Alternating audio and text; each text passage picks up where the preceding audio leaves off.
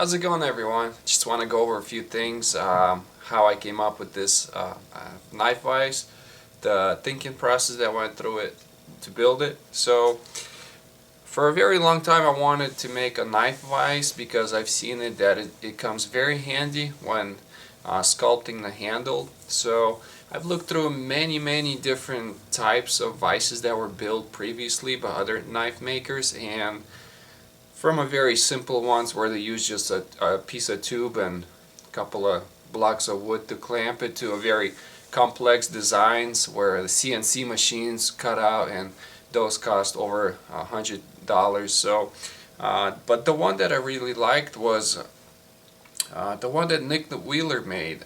It's very simple design. It's very rigid or sturdy design, so I wanted to go off of that design and make my own vise. One of the ideas that I had was to put a horizontal clamp on it, and but I ran out of time and I just basically had the bolts welded to it.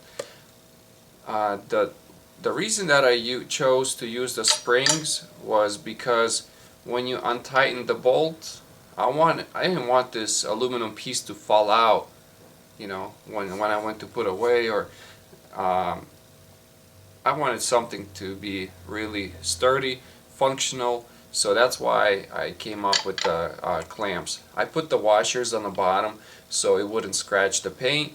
I believe I bought this tube last summer, and it just sat there for a long time, collected rust. That's why I threw it into a little bath that I made, and I put it in vinegar and let it sit there over the weekend. I believe Monday or 2 days later, I just grabbed the toothbrush and cleaned it all up, and it removed all the rust.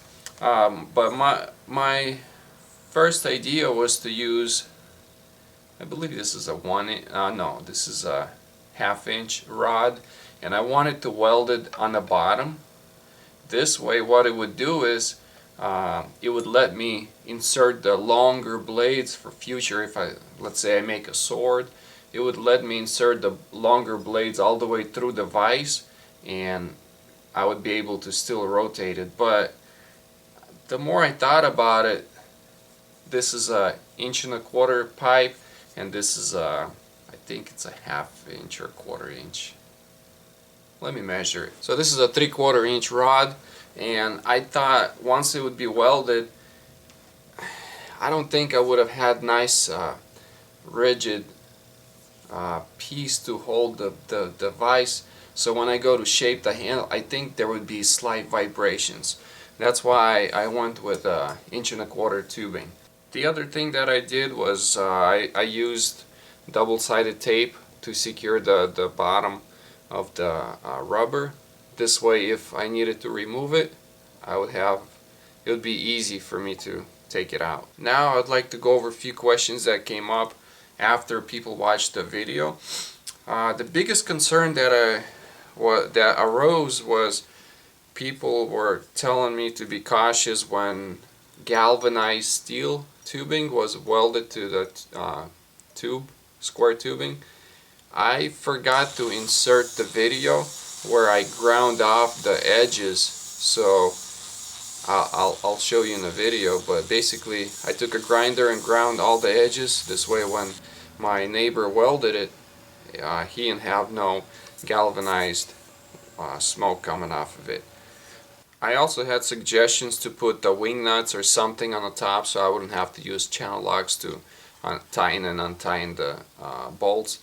I will do that later on. Right now it doesn't bother me that much because once the knife is in, I tighten it. It takes a while to shape the whole handle, so it's not like I tighten it and untighten it all the time.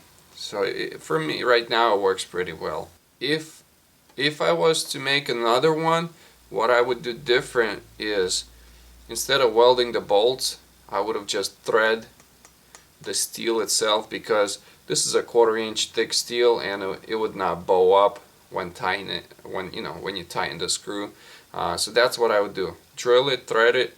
This way you avoid the welding and all that extra The other thing that I made a mistake on, there's a weld, I don't know if you could see it right here in the middle. I should have put that on the top instead of the bottom. This way I wouldn't have to build up all that rubber on the bottom. So if you guys are going to make one, put the weld on the top, the welded seam. I know it takes away a little bit of space, but you could mill out on an aluminum piece, you could mill a little ridge in the middle. This way you could have more space for your knives. Other than that, I really love this vise. It just gives me so much more opportunity to twist it any way I want it and work the handle, because before I could only work on the handle when it was in a vise, so either vertical or horizontal, where I would clamp it to a piece of wood.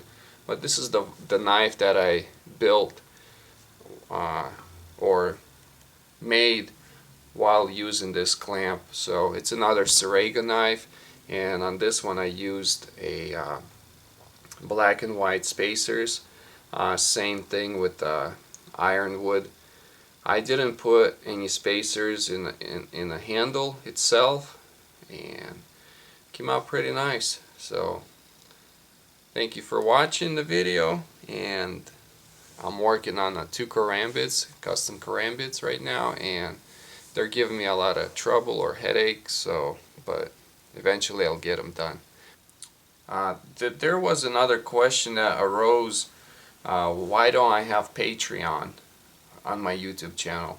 I believe I answered that question before, but for all the new people that are following me, I'll do it again. I don't have Patreon because I don't want to take free money, and later on if I get big with my knives, I don't want someone to think that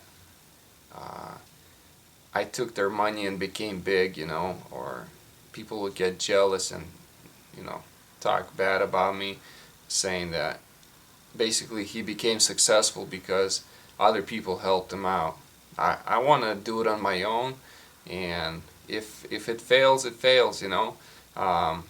If I decide later on something doesn't go well and I decide to close the channel or stop making knives, then I won't be held responsible to continue making knives and making videos, because people would say, hey, we paid you in Patreon, now you got to continue making videos and continue making knives, you know. But this way it gives me freedom, and I don't want to take free money. I want to earn my money. I hope you understand that, and with that said, thank you for watching. Take care, and I'll see you with a different video. Bye.